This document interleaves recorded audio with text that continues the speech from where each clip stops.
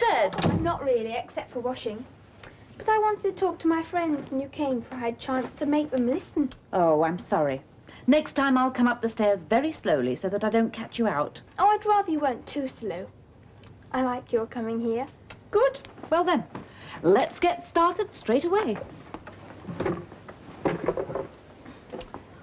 Right? Yeah. Now, where's your map of Africa?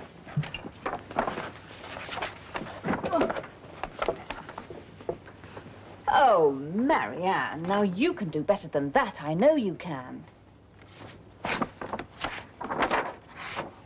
Now, that's much better. Why can't you draw Africa as well as this house? Because it isn't as interesting. Of course it is. It's much more interesting, and I thought that you'd want to draw Africa, especially as your father's there. Who's the boy at the window? Oh, I don't know, really. Anyone. Oh, well, let's have a look at the atlas and see if we can improve on this somewhat miserable effort of yours. Looks more like a pumpkin than a continent. Actually, his name is Mark. Whose name? The boy in my window. Oh, that's the name of the boy I teach, the one that won't walk. I know. Do you? It seems to me I tell you far too much about my pupils, not nearly enough about your work. How is he? Much more industrious than you are. He wouldn't draw like that. He works hard because he wants to please me. Then why won't he try to walk? Well, I'm sure that'd please you much more than drawing maps. It's funny. We're just the opposite, him and me, aren't we? He's supposed to take exercise and he won't, and I'm not supposed to and I do. It's a pity you can't mix us up a bit, Miss Chesterfield. Then he would walk and I would work. You are going to work hard without me mixing you up with Mark. Now, come on. Africa. Africa has 2 deserts. Do you know what they are? One's the Sahara. Good girl. That's the biggest desert in the world. And what's the other one? The Kalahari. It's very big, thousands of square miles. It's rocky, hasn't much vegetation. There are antelopes and ostriches. What's weather like there? Well, depends where you are. It's hot because it's tropical, but there's a lot of wind in some of the areas. And although it's a desert, it isn't a proper one like the Sahara. A lot of it's covered in grass and scrub, which is why animals can survive. There's a slight rainfall.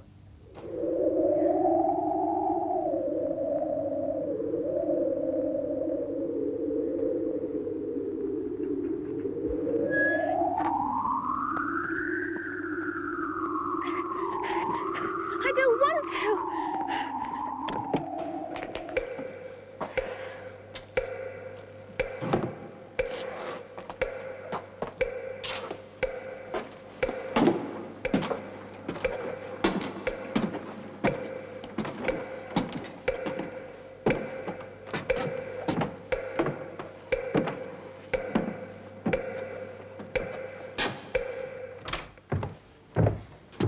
It's you again. Yes. Well, hello. Hello. You don't sound very glad to see me. Well, I'm not. Well, why have you come? I didn't want to. Well, go away then. You don't have to be rude. It's rude telling people to go away. Well, you just said you wanted to go. Well, I don't anymore. Well, what do you want then? Well, how can I tell what I want when I'm here and I don't want to be? I want to walk, but I can't. No, you don't. You want to be good at reading and lessons and drawing maps. How do you know what I want to be good at? You don't even know me except when I'm here. This isn't ordinary life. I mean, we're not always in this house, are we? I don't know. Perhaps I've always been here and just imagined the rest. Well, I think you're a dream. My dream. And I thought that if I didn't dream about you, you wouldn't be here. But this isn't a dream. This is real. Yes, it is, isn't it? Just as real as Miss Chesterfield telling me that you like reading. Doesn't make any difference whether I do or I don't, does it? There's nothing to read. But you do, don't you? Do what? Like reading. You're lazy. You won't do your exercises because they hurt. I wish you'd leave me alone. I wish I could. I wish I didn't have to be here. And you're a coward. And you're a horrible little girl saying things about me you don't even know who I am. That's why you can't walk. You won't do your exercises. Yes, I do. I do them all the time. Then you're not Miss Chesterfield's Mark. I'm not anybody's Mark. I'm me. And anyway, what do you know about Miss Chesterfield? She's my teacher. No, she's not. She's mine. And if you think she's yours, tell me what she's like. Why should I? You never believe anything I say. Well, I'll believe you if you tell me what she's like. She's young, and she's pretty, and she goes around teaching children her own. But when she gets married... She's going to marry my Uncle Peter. Who's Peter? He's a teacher. He lives in London. She's going to live there too. How do you know? Because she told me. That just shows you don't know her. My Miss Chesterfield's old and strict, and nobody could possibly want to marry her. That's not true. Oh, yes, it is. I knew it. You're not Miss Chesterfield's Mark. You're not! You're not! The most interesting story about Africa is the discovery of the source of the Nile. Perhaps you saw the television program on it. Marianne, are you listening? Yes, of course I am. What was I talking about? You were talking about the wind on the Kalahari. No, that was ages ago. What was I talking about now? Is it true you're engaged? Marianne, please attend. I was telling you about the source of the Nile. But are you? Yes. As a matter of fact, I am. How did you know? Oh, I just did. And your fiancé is called Peter, and he teaches in London, and you're going to live there. Is that right? How on earth did you find all that out? You won't go away before I'm better, will you? No. We're not getting married for about a year, so you're quite safe. No, I'm glad about that. And I'm glad you're going to marry someone nice. Is he nice? Of course he's nice. I wouldn't be marrying him if he wasn't. You are a funny girl. Will you go on teaching Mark until you get married? Well, I hope he'll be up by then, but sometimes I wonder. Anyway, that's enough for today. Oh, won't you stay a bit longer? No, I can't today. I've got another engagement.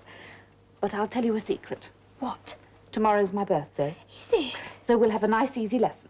And as you seem to know so much about me already, I'll tell you a little bit more.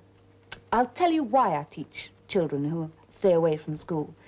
And I might even tell you a little bit about Peter. All right? Oh, yes, Miss Chesterfield. I love that.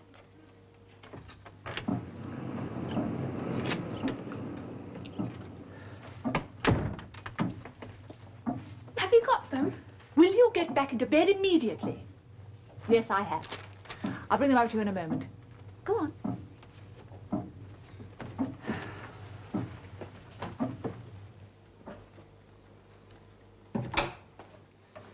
I had trouble finding ones that were nice enough. It's a difficult time of year for roses. But these are lovely, aren't they? Oh, Mum. Thank you. Do you think Miss Chesterfield will like them? Rather. Where can I hide them? She'll be here soon. Shall I tell her I bought them with my own money? I'll put them under my bed. Brush your hair and make yourself look really nice. Oh, yeah?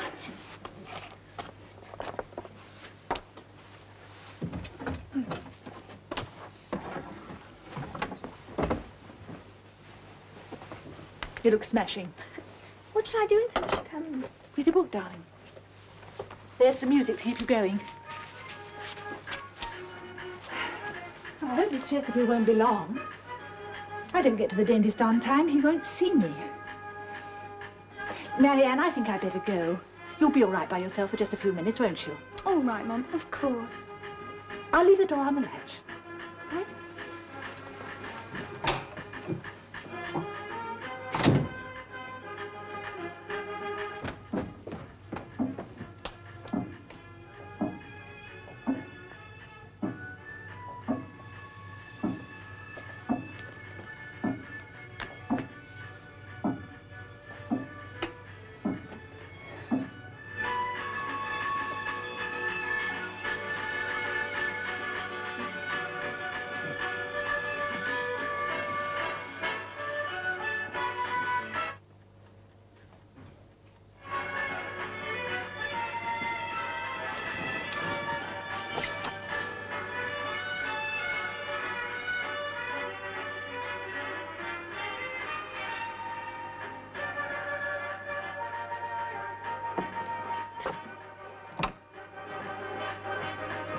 Going?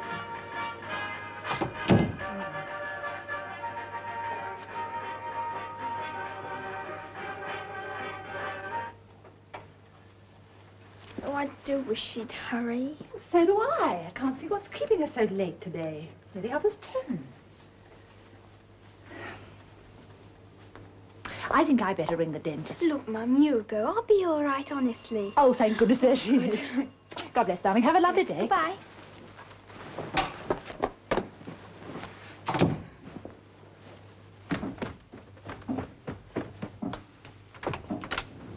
Hello, Mrs. Austin. Hello, come in. Look what I've been given. Aren't they beautiful? Yes, aren't they? I must show them to Marianne. Why don't I put them in water for you? You go on up. Oh, all right. Well, thank you. And then I must dash to the dentist. You don't mind, do you? No, I'll look after Marianne.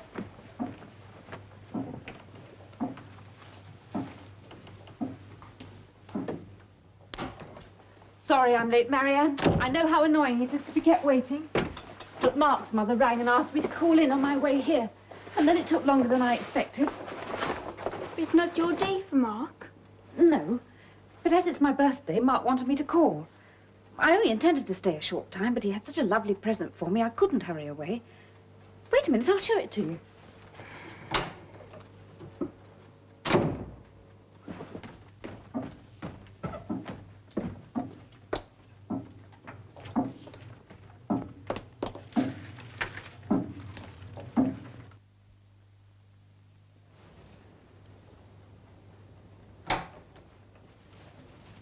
Roses! Aren't they beautiful?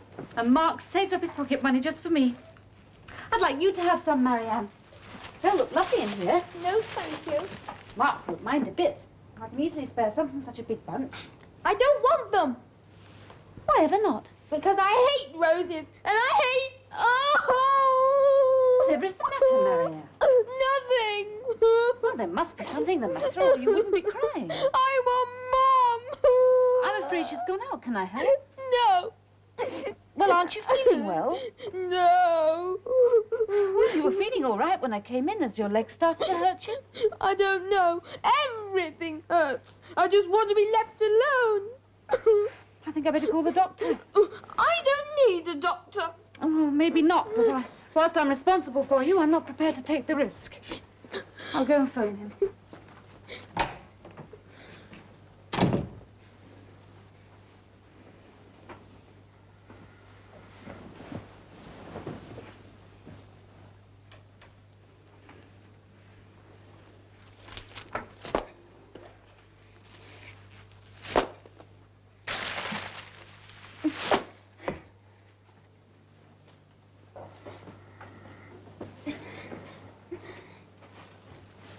I'm afraid Dr. Burton's out on his rounds. My flowers. Well, you must be feeling ill. My poor roses, and Mark and his mother went to so much trouble to get them. I can't understand what made you do it, Marianne. You're not generally spiteful. Tell me what's wrong. I wish I was dead. That's silly. You don't wish anything of the kind. You're just being childish. I am a child, and I feel awful. For awful reasons. Come on. Lie back quietly. We'll do some reading.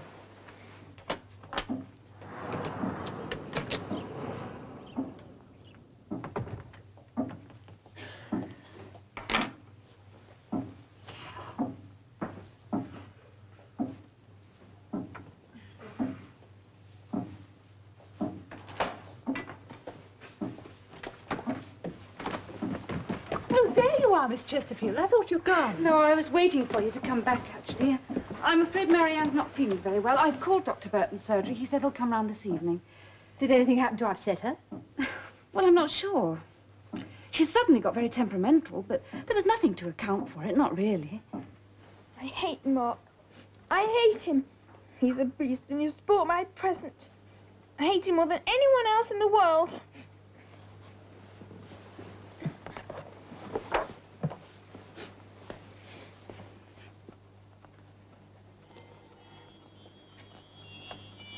There. If he tries to get out of the house now, they'll see him.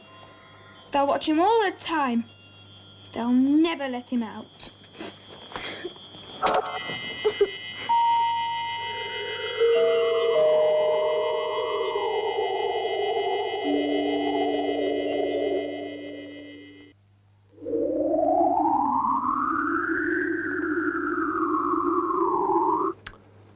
she has a slight temperature. You mustn't let things get you down, Marianne. Well, I do try, Dr. Burton. I really do. Well, no one can help getting upset occasionally, but for goodness sake, don't get yourself into such a state. Remember that every time your temperature goes up, it means an extra day in bed. Now, that ought to keep you cool. Well, it might when I'm all right, but it doesn't help when I feel like this. No, perhaps not. Look, Mrs. Austin, I'm going to give you some medicine for her. There. That ought to help. Thank you. Goodbye, Marianne. Try to keep calm. We're all here to help, you know. I'll just go and see Dr. Burton now.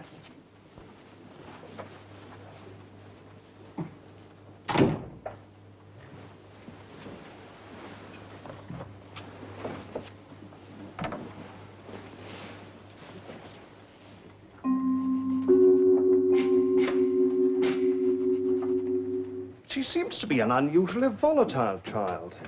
She's always been so normal, Doctor, until this happened. Well, she gets on well at school and everything. Does she find difficulty in making friends with other children? I must say she's never given me that impression. But then you can never tell with only children. They do tend to keep themselves to themselves. Oh, she's just the opposite. She's always out with her friends, riding or swimming or somewhere. Goodness knows what they get up to half the time. Oh, you wouldn't know this house normally, Doctor. Kids running in and out all the time. I've never known her like this. Well, I'm quite sure there's nothing wrong with her. Apart from her leg, of course. There are no signs of an infection. No, actually, what I was wondering was, whether you'd had some kind of row with her. I mean, something that would explain the state she's in. Oh, no. We get on very well. Of course, I do get a bit impatient with her sometimes, you know, but nothing real. Does she miss her father a lot? Well, not really. We're used to him being away some of the time. She's a very cheerful child, Doctor, usually. Excuse me. Well, good evening, Mrs. Austin. I hope you don't mind me calling. No, not at all. Come in. Thank you. Miss Chesterfield, just the person I want to see. We were discussing Marianne. Well, that's why I came. How is she? Oh, she'll be fine. I'm quite certain that her temperature is due to an emotional upset. What is your impression of Marianne? Oh, I find her a lively, intelligent girl. She doesn't always want to work, but it's not too difficult to get her interested. I think she'll do very well when she gets back to school. Has anything happened lately that would explain this upset? Mrs. Austin doesn't know of anything. I thought you might be able to help. Well, she was a bit temperamental this morning. Not her normal self. I would have thought that the raised temperature would have explained that. Well, that's a question of cause and effect, isn't it? I mean, which came first, the upset or the temperature? Yes, well, I must be going. It's nothing serious, anyway. I just would have liked an explanation, that's all. I'm not going to dream about the house. I'm not going to. I'll stay awake, and then I won't have to see that mark again. He can stay alone. I'm not going in. I'm not going to.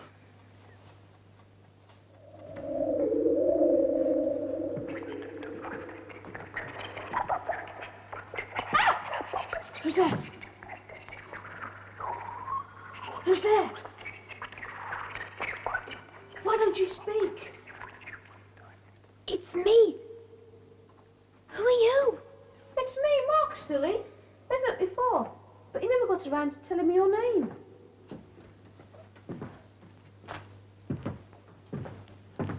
How do you know it's me then? I mean, how do you know it's me if you didn't know my name last time? Can you see in the dark? I have X-ray eyes. Of course not, stupid. But now you're the only person who ever comes here. It wasn't so dark last time. The bars weren't here last time. Bars? The bars over the windows. They weren't here when I came. And then I must have fallen asleep or something. Because when I woke up, I could hardly see at all. Though I knew it was the same room. Couldn't we turn a light on in here? There must be some electricity or something. If there is, I haven't seen it. There's no electric fittings. Anyway, I can't get about much, remember? Yes. Just wish I could understand who put the bars over the windows. Somebody must have got it from the outside. They're all uneven too, like mad scribbles. What's the matter now? Oh, nothing. I just thought I heard a noise, like people talking in whispers. Yes, I've heard it too. It's a bit creepy, isn't it? Mark? Yes? I've just thought of something. Well? Oh, you'll think it's ever so silly. I might. Well, it might have been me. What do you mean it might have been you? It is you, isn't it? No, I don't mean that. I mean, well, it's difficult to explain. You see, I drew this house in my drawing before I even saw it. Then I dreamed I was outside it, but I couldn't get in because there wasn't anyone inside, and there wasn't a knocker or anything. And then I drew you looking out the window and a knocker, and next time I came, you were both here. You and the knocker, I mean. Well, what does that prove? You could have dreamed everything first and drawn it afterwards. I can prove it. You said there weren't any stairs the first time, and there weren't, but there were after I drew them. They could have been there before. But you said they weren't. Anyway, now there's the bars. I drew them in my sketchbook. Oh, don't you see? No, I don't. And you're talking nonsense. And what about me, then? Do you mean to tell me I wasn't alive until you drew me? No. I mean, yes. When I drew someone to live in the house, I didn't know it was going to be you. You admit I'm real, then? Oh, yes, I know you're real, because of Miss Chesterfield and the roses. And that's why I drew the bars. You're mad. You think you're so clever. You think you invented me, the house, the bars, and everything.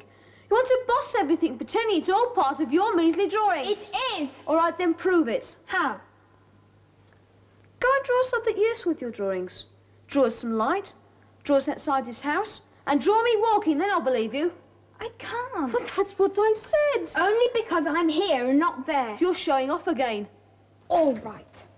I'll teach you. First I'll rub you out so I never have to see you again, and then I'll stop dreaming about you so you won't exist. You try. All right. There isn't a house, and no Mark, and only me, Marianne, at home in bed.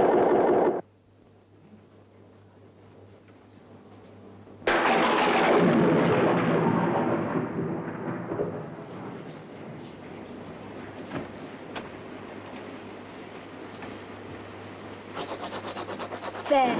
Now he's gone for good. I'm not going to dream about him ever again.